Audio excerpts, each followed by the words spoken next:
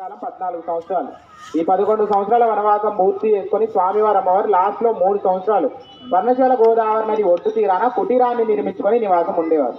అక్కడి నుంచి నెలకి ఒక 5 రోజులు ఈ ప్రాంతానికి వచ్చేవారు. మరి ఈ 5 రోజులు ఎందుకు వచ్చేవారు సీతమ్మ వారు అంటే, నెలకు వచ్చి ఆడవాళ్ళు ఒక 5 రోజులు దూరంగా ఉంటారు. ఆ సమయంలో ఉన్నప్పుడు అమ్మవారు ఆ పవిత్రమైన గోదావరి నదిలో స్నానం చేయకూడదు. ఆ చుట్టుపక్కల ప్రాంతాల్లో ఎక్కడా ఉండకూడదు. మునులు ఋషులు స్నానాలు చేసుకుని జపాలు చేసుకునే ప్రదేశం అని స్వామివారు సీతమ్మ తల్లిని వెంట పెట్టుకుని 5 రోజులు ఈ అరణ్యంలోకి తీసుకొచ్చారు. అలా ఈ 5 రోజులు ఈ ప్రాతి మీదకి వచ్చిన సీతమ్మ వారికి ఆ రోజుల్లో ఇక్కడ స్నానం చేయడానికి ఆ నది నీళ్లు కానీ, బొట్టు పెట్టుకోవడానికి పసుపు కుంకాలు కానీ లేవు.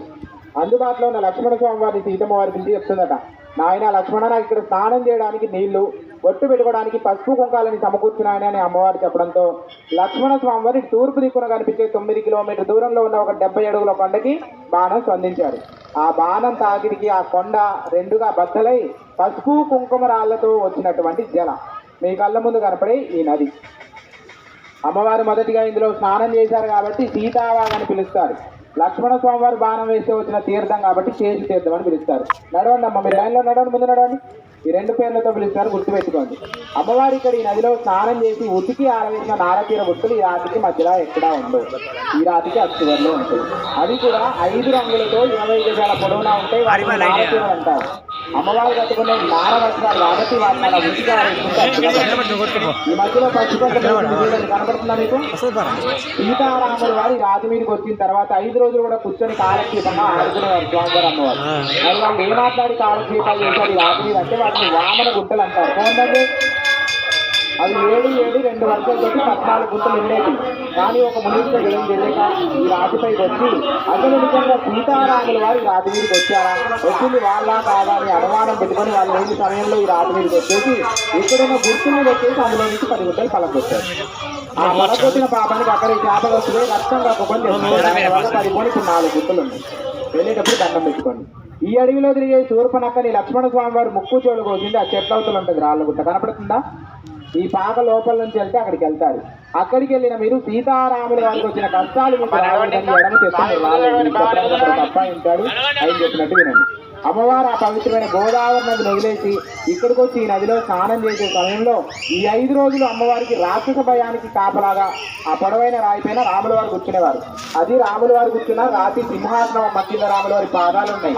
తెలియకపోయి పాదాలను దండం పెట్టుకొని 5 రోజులు సీతమ్మ వారు ఇక్కడ ఈ నదిలో స్నానాలు చేసుకొని ఈ రాతిపైన చీరలా వేసుకొని తిరిగి మరలా పర్ణశాలకు వెళ్ళేటప్పుడు లక్ష్మణ స్వామి వారి బాణం వేసి తీసుకొచ్చిన పసుపు కుంకుమ రాళ్ళని అమ్మవారు రంగరించుకొని ఆ చెట్టు కింద కూర్చొని పూజలు పునస్కారాలు చేసుకొని ఆ పసుపు కుంకాలతో మళ్ళీ పర్ణశాలకు వెళ్ళేవారు.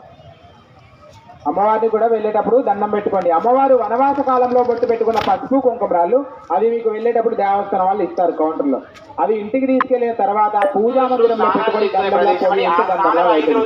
మీరు ఏదైనా ఒక మంచి పని మీద శుభకార్యానికి గడప దాటి బయటికి వెళ్ళే ముందు తొలి బొట్టు మీ ఇంట్లో మీ దేవుడి పటానికి బొట్టు పెట్టుకున్న తర్వాత ఆ బొట్టు పెట్టుకుని గడప దాటి బయటికి వెళ్తే అనుకున్న పనులు అమ్మవారి దేవుల్లో జరుగుతాయి అనేది ఒక నమ్మకం స్థానం.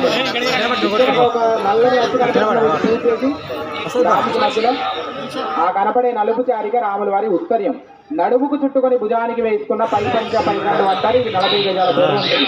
ఆ స్వామివారి కండం రాత్రి ఎలాగైతే ఆరేసారో రాయంతవరకు అట్లా నల్లగా మారిపోయింది. ఈ కండం నా చివరికి వెళ్ళాక దండం పెట్టుకోండి.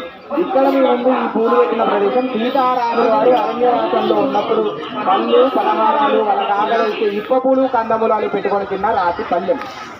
అరణ్యవాస కాలంలో స్వామివారికి అమ్మవారికి రాతి మీదకి వచ్చాక తినడానికి పల్లెలు పాటలు ఏం లేవు. ఈ ఉన్న ఒక్క రాయినే పల్లెంలో వేసుకొని తినేవారు రాములు వారు సీతమ్మవారు. ఇది వాళ్ళు భోజనం చేసిన రాతి పల్లె రాతి కంతో అంటారు.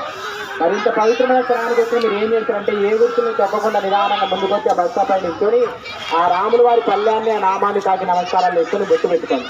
మీరు వేసే కానుకలు దర్శనం ఉంటే విసరద్దమ్మ పడేసి నిదానంగా పెట్టుకోండి. అమ్మవారి బొట్టు తీసుకొని అప్పుడు చేయకూడదు దండం పెట్టుకొని స్వామి జై శ్రీరామ్ నడవాలి. దండం పెట్టుకొని తగ్గ ముందు జరగాలి.